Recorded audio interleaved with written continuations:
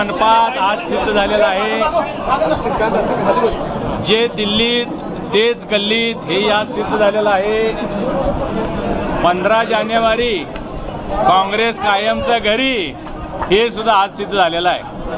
अभूतपूर्व असं यश कोल्हापूरमध्ये महायुतीला मिळालेलं आहे.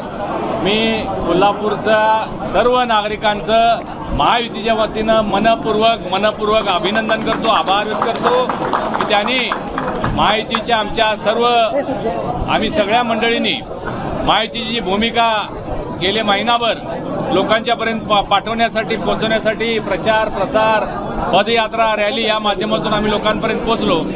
कोल्हापूर शहराचा विकास करायचा असेल तर महायुती हाच सक्षम पर्याय आहे हे आम्ही लोकांना पटवून देऊ शकलो, याचा मला सार्थ अभिमान आहे.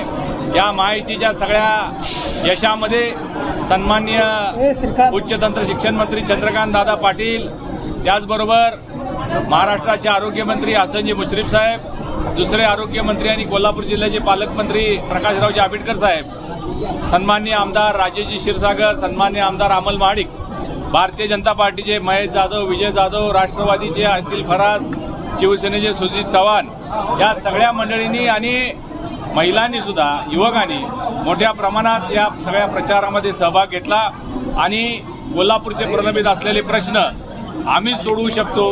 राज्यात आमचं सरकार आहे, केंद्रात आमचं सरकार आहे हे आम्ही लोकांना पटवून देऊ शकलो आणि त्यामुळं अभूतपूर्व असं यश. अजून 2 प्रभागाचा निकाल यायचा आहे, परंतु महायुती सत्ता स्थापन करू शकते एवढी संख्या आमची घोषित झालेली आहे. त्यामुळे लवकरच महायुतीचा महापौर कोल्हापूर महापालिकेमध्ये आपल्याला पाहायला मिळेल. मी काल मतदान करताना मी सांगितलं होतं काल 15 जानेवारी वाढदिवस मी साजरा करणार नाही आणि आज 16 जानेवारीला मी माझ्या सगळ्या भारतीय जनता पार्टीच्या प्रमुख कार्यकर्ते पदाधिकारी आणि सगळे राबलेले त्याचबरोबर कोल्हापूरचे नागरिक यांच्याबरोबर आज भारतीय जनता पार्टीच्या कार्यालयातच वाढदिवस साजरा करायला लागलेलो आहे. प्रचंड आनंद झालेला आहे कारण कोल्हापूरमध्ये इतिहास घडलेला आहे. या कोल्हापूर शहरामध्ये कधी काळी फक्त एक भारतीय जनता पार्टीचा नगरसेवक निवडून यायचा, आज तिथं आमचं बहुमत झालेलं आहे. सरकार आम्ही बनवतोय, महापौर आम्ही बनवतोय, याचा मला विशेष आनंद होतोय. काँग्रेसने जागा ज्या लढवल्या त्या जागा तुम्ही स्ट्राईक रेटकडे गेलं पाहिजे. काँग्रेसनं 65 जागा लढवल्या आणि त्यामुळं ते निम्म्या 50% आलेले आहेत. परंतु 74 जागा त्यांनी काँग्रेसनं लढवल्या आणि काय 30-27 आल्या असतील. परंतु भारतीय जनता पार्टीनं आम्ही 38 जागा लढवून आमचा स्ट्राईक रेट चांगला आहे.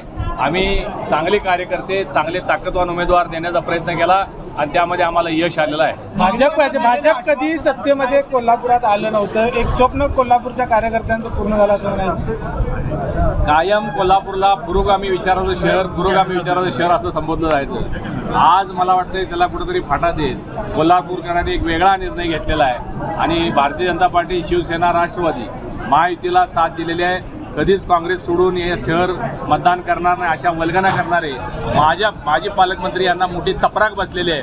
आणि कालसुद्धा सर्व काँग्रेसचे नेते म्हणत होते की आम्ही सत्ता स्थापन करणार आहोत, उद्या आमचे बहुमत होणार आहे. परंतु आज त्यांचं पानिपत कोल्हापूरकरांनी केलेलं आहे. कोल्हापूरकरांचे धन्यवाद.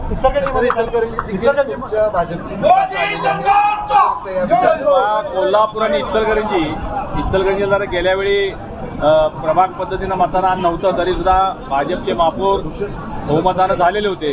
परंतु यावेळी आम्ही सन्माननीय मुख्यमंत्री देवेंद्रजी फडणवीस साहेब, उपमुख्यमंत्री एकनाथरावजी शिंदे आणि उपमुख्यमंत्री अजितदादा यांच्या माध्यमातून इथं महायुती केली होती आणि त्या तिघांनाही आम्ही सगळ्यांनी शब्द दिलेला होता कोणत्याही परिस्थितीत यावेळी कोल्हापूर असेल, इचलकरंजी असेल, महायुतीचे महापौर होतील आणि तो सत्यात निर्णय येतोय याचा मला मनस्वी आम्हाला सगळ्यांना आनंद होतोय.